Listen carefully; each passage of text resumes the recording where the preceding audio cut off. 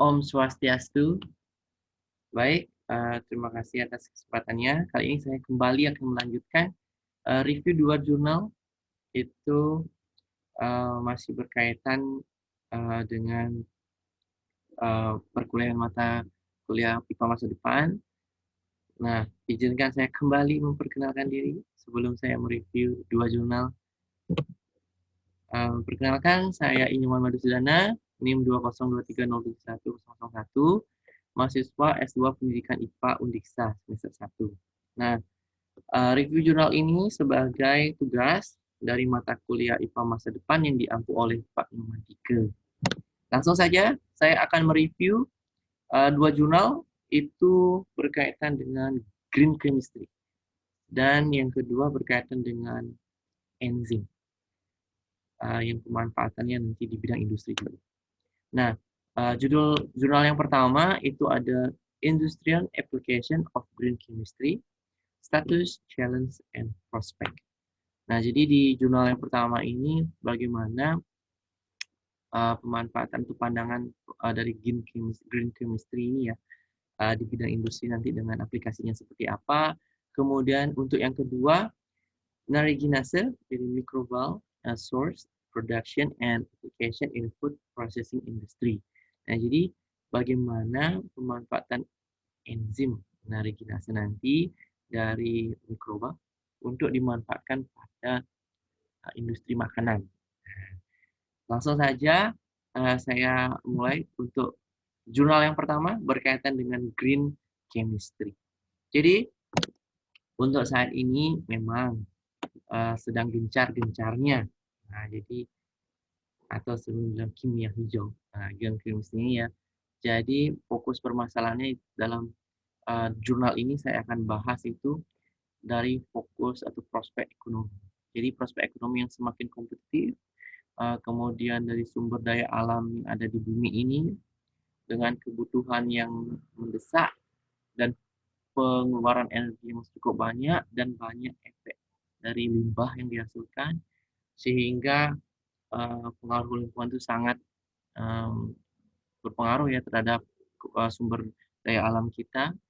Nah, jadi untuk menekan itu, bagaimana kita bisa memanfaatkan produk yang ramah lingkungan sehingga keseimbangan alam ini tetap terjaga. Nah, jadi dijelaskan dalam jurnal itu, jadi penggunaan faktor fisik seperti bahan-bahan yang sudah terbakar sehingga menghasilkan emisi gas yang mencemarkan lingkungan atau menghasilkan polusi, kemudian bagaimana bahan peledak itu digunakan, kemudian sifat-sifat toksikologis yang karsinogen dan mutagen itu, kemudian akibat ada yang efek industri ya, jadi penipisan lapisan ozon, kemudian perubahan iklim itu masih menjadi sebuah polemik dan masalah lingkungan, gitu ya. Nah, kemudian bagaimana kita harus pemanfaatan dari konsep atau prinsip nanti green chemistry ini dalam industri. Ya, mari kita lebih jauh dari latar belakang masalah ini yang kita hadapi saat ini. Nah, dalam jurnal ini mengadaptasi 12 prinsip green chemistry itu dari Anatus dan Warner di tahun 1998. Ada 12 prinsip green chemistry. Yang pertama itu ada prevent waste. Jadi dalam prevent waste ini bagaimana mencegah jadi timbulnya masalah ataupun limbah. Kemudian nomor 2 adalah maximize atom economy. Jadi bagaimana memaksimumkan dari atom yang kita gunakan dalam prinsip-prinsip ekonomi. Kemudian ada list hazardous chemical synthesis. Jadi mungkin bagaimana mengurangi gitu ya sintesis kimia. Yang atau boleh dikatakan jadi penggunaan desain proses sintesis kimia yang aman. Gitu. Nah, ini safer chemical product. Jadi penggunaan atau desain produk yang sintesis yang aman. Kemudian ada safer solvents and reaction condition. Jadi bagaimana menggunakan pelarut dan zat tambahan yang aman. Kemudian bagaimana increase energi efisiensi, jadi meningkatkan efisiensi energi, kemudian use renewable feedstock, jadi kita menggunakan bahan-bahan daur ulang seperti itu. Kemudian ada avoid chemical derivatives. Jadi ini ada mengurangi proses derivatasi atau sering disebut dengan derivatasi yang tidak perlu ya, gugus pelindung proteksi proses meminimalkan proses kimia fisika yang sehingga untuk mengurangi penggunaan limbah gitu. Menggunakan katalisis. Nah, ini. Jadi dalam jurnal nanti ini banyak penggunaan biokatalisis. Nah, apa itu? Nanti saya akan bahas. Kemudian konsep yang ke-10 itu prinsipnya ada design chemical and product degradable after use.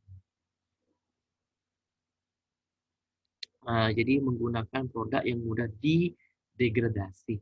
Kemudian ada analyze in real time to prevent pollution. Nah, jadi untuk analisis langsung untuk mengurangi pencemaran lingkungan, dan yang terakhir ada minimize potentially for accident. Jadi meminimalkan potensi dari kecelakaan itu sendiri. Nah, dari 12 prinsip ini, jadi bagian mana yang akan dimanfaatkan dalam industri? Nah, itu dari judulnya tadi ya. Jadi nanti kita akan bahas lebih banyak di poin nomor 9, yaitu adalah biokatalisis, use of catalysis. Nah, mari kita langsung lanjut. Nah, jadi skema dan metode dalam jurnal ini itu dijelaskan bagaimana industri saat ini itu memang paling banyak menggunakan plastik. Tapi ini karena dia tidak bisa terurai, sangat lama dan sangat susah terurai plastik itu, sehingga masyarakat kemudian mungkin mulai berpikir memanfaatkan bioplastik untuk menggantikan ini, sehingga itu mudah terurai nanti dalam proses pembuangan itu ya. Kemudian ada pewarna rambut. Nah, juga pewarna rambut ini juga dimanfaatkan yang baru, yang lebih ramah lingkungan. Kemudian ada, produk Nokia sudah mulai memanfaatkan bioplastik ini ya. Bioplastik ini sebagai casing HP-nya, sehingga dia nanti bisa renewable atau didaur ulang nanti. Nah, kemudian ada sintesis obat. Nah, dalam penggunaan medis nanti ada green chemistry-nya. Kita lanjut. Kemudian ada, kenapa? Nah, tadi kan saya bilang biokatalis, gitu ya. Kenapa biokatalis ini penting? Nah, biokatalis ini adalah, kita cari dulu definisinya.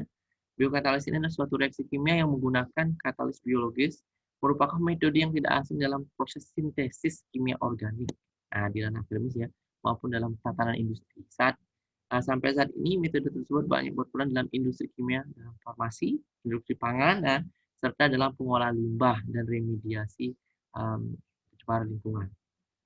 Nah, biokatalis dianggap sebagai representasi dari suatu strategi yang menjanjikan dalam menopang konsep green chemistry.